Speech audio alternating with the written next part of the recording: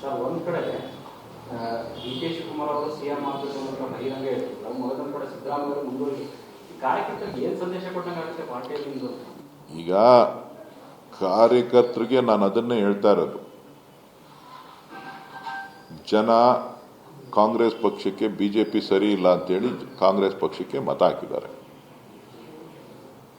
ಕಾಂಗ್ರೆಸ್ ಪಕ್ಷದ ಶಾಸಕರಿರ್ಬೋದು, ಮಂತ್ರಿಗಳಿರ್ಬೋದು, ಮುಖ್ಯಮಂತ್ರಿಗಳಿರ್ಬೋದು, ನಾಯಕರುಗಳಿರ್ಬೋದು, ನಾವೆಲ್ಲರೂ ಕೂಡ ರಾಜ್ಯದ ಜನದ ಹಿತವನ್ನ ಗಮನದಲ್ಲಿಟ್ಕೊಂಡು ನಾವು ಕೆಲಸ ಮಾಡಬೇಕು.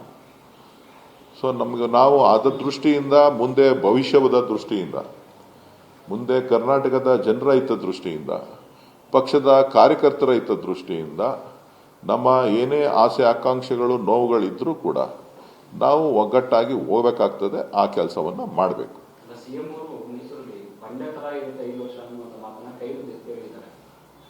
ಅದನ್ನು ಶಿವಕುಮಾರ್ ಅವರು ಸಹಮತ ವ್ಯಕ್ತಪಡಿಸಿದಾರಲ್ಲ,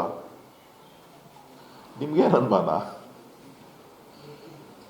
ಡಿ ಕೆ ಶಿವಕುಮಾರ್ ಅವರು ಸಹಮತ ವ್ಯಕ್ತಪಡಿಸಿದಾರಲ್ವಾ? ಶಿವಕುಮಾರ್ ಅವರೇನಾರ ಅದಕ್ಕೆ ವ್ಯತಿರಿಕ್ತವಾದಂತ ಹೇಳಿಕೆಯನ್ನ ಕೊಟ್ಟಿದ್ದಾರಾ?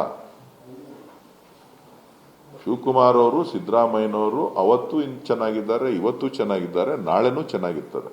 ಅವರು ನಮ್ಮ ಪಕ್ಷದ ನಾಯಕರು.